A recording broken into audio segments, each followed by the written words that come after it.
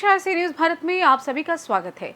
खबर बलिया से है, जहां जन नायक चंद्रशेखर विश्वविद्यालय के 6वें दीक्षांत समारोह में आई राज्यपाल आनंदीबेन पटेल ने मंच से कुलपति को इशारों में खरी खोटी सुनाई। उन्होंने कहा कि मेरे द्वारा विश्वविद्यालयों को मैसेज किया था कि कौशल विकास पर विशेष ध्यान दिया जाए। प्रधानमंत्री जी द्वारा कौशल विकास के माध्यम से सभी को आत्मनिर्भर बनाने के लिए 1.5 लाख करोड़ का बजट बनाया गया है, लेकिन इस विषय पर बलिया विश्वविद्यालय कोई विशेष खाका नहीं बना पाया। इतना ही नहीं, जो विश्वविद्यालय के उत्तरोत्तर विकास के खींचे गए खाके को व्यक्त करने में भी नाराजगी व्यक्त करती दिखी। छात्रों में भी कोई उत्साह नहीं दिखा। ऐसा पहली बार हुआ जब किसी दीक्षांत समारोह में ऐसा हुआ। दीदी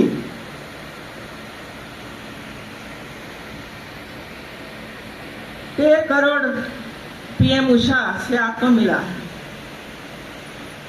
मैं अपेक्षा करती हूँ कि आपने 13 करोड़ रुपया का प्लान क्या किया हुआ है और सरकार में आपने भेजा है कि नहीं भेजा है 13 करोड़ का प्लान, क्योंकि आगामी 17-18 तारीख को मैं जितनी यूनिवर्सिटी को पीएम उषा में से पैसे प्राप्त हुए हैं, ये सब लोगों का प्रेजेंटेशन देखने वाली हूँ। ये न हो कि बलिया यूनिवर्सिटी ने अपना प्लान भेजा ही न हो वहां, क्योंकि आपके प्रवचन में ऐसा कुछ नहीं आया। इसी तरह समर्थ पोर्टल में आपने यूनिवर्सिटी ने क्या काम किया है वो आज मैंने नहीं सुना मित्रों से। अभी नेक तो बंद हो गया, इसके जगह पर बाइनरी नाम की एक नई स्कीम आ रही है मित्रों, वो जरा देख लीजिए और आपके अध्यापक को जिम्मेवारी सौंप कर इसमें आगे बढ़िए, क्योंकि 1 महीने के बाद ये बाइनरी के लिए भी राजभवन में आपको आना पड़ेगा और दिखाना पड़ेगा कि हम लोगों ने इतनी तैयारी की है मित्रों। मैं बहुत ध्यान से सुनती थी कुलपति जी का प्रवचन, लेकिन सबसे ज्यादा प्रवचन में आनंदीबेन क्या है, हमारे उपाध्याय जी क्या है, हमारे चौधरी जी क्या कर रहे हैं, वो ही सुनाई पड़ा। लेकिन ये यूनिवर्सिटी ने पिछले 1 साल में क्या काम किया नया, इसमें मैंने कहीं नहीं देखा मित्रों। स्पोर्ट्स की प्रवृत्ति होती है नहीं होती? स्पोर्ट्स की प्रवृत्ति होती है नहीं होती है? जरा हाँ के ना तो बोलिए, होती है? नहीं, धीमा आवाज है, इसी वजह से सोचती कि नहीं होती है। इसी तरह सांस्कृतिक प्रवृत्तियां होती है कि नहीं होती है? होती है। क्या काम किए थे आप लोग? क्या सांस्कृतिक प्रवृत्तियां करी?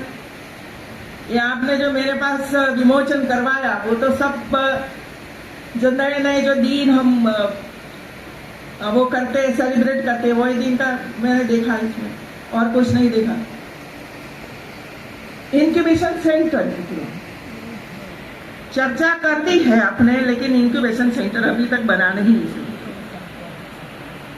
कौशल विकास सबसे बहुत ही इम्पोर्टेंट जरूरी है ये एरिया के लिए, कौशल विकास में बच्चों को आगे बढ़ाने के लिए, क्योंकि ये एरिया ऐसा है जो हमारे विद्यार्थियों को हम कौशल विकास में आगे नहीं बढ़ाएंगे, क्योंकि अलग अलग प्रकार का कौशल है सब लोगों में। इसके लिए प्रयास करना पड़ेगा यूनिवर्सिटी में। और ये इस बार हमारे प्रधानमंत्री जी ने कौशल विकास के लिए एक स्टूडेंट्स को 7.5 लाख रुपया देने का प्रावधान बजट में किया है। यदि यूनिवर्सिटी ऐसा संकुल ही नहीं बनाएगी कौशल विकास के लिए, तो स्टूडेंट को लाभ कैसे मिलेगा? 1.28 लाख करोड़ का बजट हायर एजुकेशन का है मित्रों, और अलग अलग डिपार्टमेंट का तो अलग अलग बजट है। आपको ये देखना पड़ेगा और प्रोजेक्ट तैयार करना पड़ेगा कि जो प्रोजेक्ट भारत सरकार में जाए और सैंक्शन हो, पैसा मिले और इसके लिए आप काम करें तो हमारे विद्यार्थियों को इसका लाभ प्राप्त हो। के लिए प्लान बनाइए मित्रों। कंप्यूटर लैब, प्लेसमेंट सेल, अलग अलग प्रकार की लैब विधि शुरू किया है आप लोगों ने। इसमें लैब है, बनी है, बनने जा रही है, क्या है इसका कोई उल्लेख नहीं हुआ। और 10 वर्ष का प्लान, आगामी 10 साल में ये यूनिवर्सिटी को आप किस तरह आगे बढ़ाओगे, ये साल में ये होगा, ये साल में ये होगा, ये साल में ये होगा, ऐसे करते करते यूनिवर्सिटी आगे बढ़ती है मित्रों। अब इधर हमारे पद्मश्री चौधरी जी आए, कितनी अच्छी अच्छी बातें बताई हम लोगों को। मिट्टी के बारे में उन्होंने बात बताई, लेकिन हम बैठे पानी है, कुछ आगे बढ़ते ही नहीं है। तो जितने भी पद्मश्री कृषि जगत में प्राप्त किया हो, ऐसे कृषि जगत के ऐसे होनहार हमारे संशोधकों, रिसर्चर को इकट्ठा करिए और सजेशन लीजिए उनके पास से कि भाई बताइए कि ये यूनिवर्सिटी और ये एरिया कृषि क्षेत्र में कैसे आगे बढ़ सकता है। उन्होंने ये भी बताया कि पहले ये होता था, हम उसको जीवित कर सकते हैं मित्रों, जीवित कर सकते हैं फिर से, लेकिन इसमें लैब करनी पड़ेगी, आपको कहीं प्रयास करना पड़ेगा तो ही जीवित होगा, बाकी तो नष्ट हो जाएगा आपका। तो एक काम ये यूनिवर्सिटी को करना है मित्रों, और करना चाहिए मित्रों। आपको जब भी बाइनरी में जाना है, या तो एनआरएफ में जाना है, या तो एशिया रैंक में भविष्य में जाना है, तो आपको कुछ न कुछ लेखन कार्य करना ही पड़ेगा मित्रों। सभी यूनिवर्सिटियों ने मैंने मैसेज भेजा था कि आपको कंपटीशन करवानी है,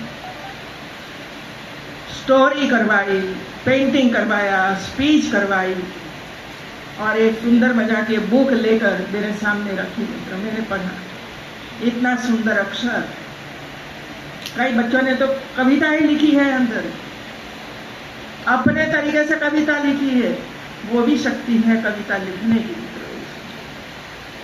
ऐसे बच्चों को ढूंढिए और इसको आगे ले जाने के लिए प्रेरित करिए, और भविष्य में जो कंपनियों में उनको इंटर्नशिप करने के लिए जाना है।